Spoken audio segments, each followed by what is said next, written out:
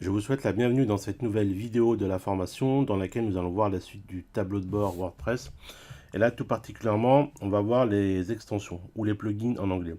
Alors, une extension, c'est quoi? Par définition, c'est quelque chose qu'on ajoute au site WordPress qui va permettre en fait d'avoir des nouvelles fonctionnalités et d'être plus complet et avoir plus de possibilités en termes de fonctionnement. Donc voilà, alors ça se présente ici. Donc je clique sur extension installée et ça me renvoie vers cette page-là sur laquelle nous avons toutes les extensions que nous avons téléchargées ou alors qui étaient par défaut fournies par WordPress.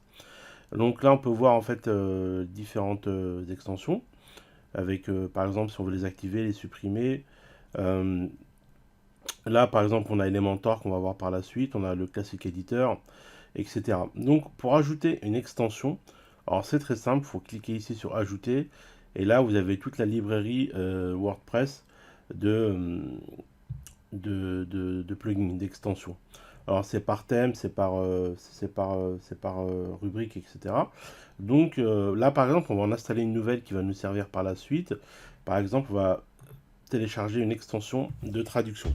Alors il y en a une qui est connue et qui fonctionne bien, ça s'appelle Loco Translate. Donc je tape ici dans la barre de recherche ma requête, Loco Translate, voilà, et normalement il va me la proposer. Voilà, donc c'est la première ici, vous voyez, donc elle a 5 étoiles avec des avis, beaucoup d'avis, il y a plus d'1 million d'installations, donc ça veut dire voilà, qu'elle est stable, et la dernière mise à jour date d'un mois.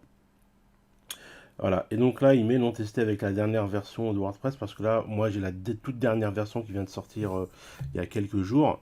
Donc du coup, c'est un peu normal. Mais celle-ci fonctionne très très bien. Et pour l'installer, il y a juste à cliquer ici, installer. Voilà. Donc ça se télécharge. Voilà, elle est installée. Et ici, on va l'activer directement.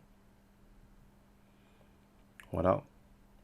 Et hop, voilà, donc ça nous renvoie directement sur la page des extensions. Et normalement, elle va apparaître ici. Voilà, donc elle est ajoutée automatiquement et elle est donc active. Et également, ici dans la barre de menu, elle va apparaître ici en bas. Voilà. Bon, bien sûr, avec les réglages qu'on verra par la suite et les fonctions, enfin, comment on traduit les fichiers, les langues, les réglages. Voilà. Donc ça c'était comment installer une extension via la librairie WordPress. Bien sûr on va en installer plein d'autres parce que par défaut WordPress ne fournit pas toutes les fonctionnalités avec votre site de base.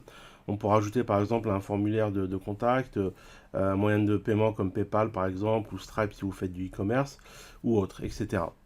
Et également vous pouvez vous rendre aussi sur le site wordpress.org. Vous tapez plug extension et là en fait vous avez toutes les extensions que vous pouvez télécharger pour votre site WordPress. Vous pouvez taper une requête ici dans la barre de recherche et trouver ce que vous cherchez. Alors il y a énormément de plugins. Après, toutes ne sont pas compatibles avec les thèmes WordPress. Des fois il peut y avoir des conflits, donc il faut faire attention, il faut regarder un petit peu, faut faire des tests. Donc si jamais ça fonctionne pas, il faudra en trouver une autre qui soit un peu plus fonctionnelle avec votre thème. Voilà. Donc ici, on a vu un petit peu comment ajouter une extension. Et donc voilà, donc n'hésitez pas si vous avez besoin de plus de précision ou de détails. Voilà, j'espère que cette vidéo aura été utile. Et moi je vous dis à très vite pour la suite de la formation.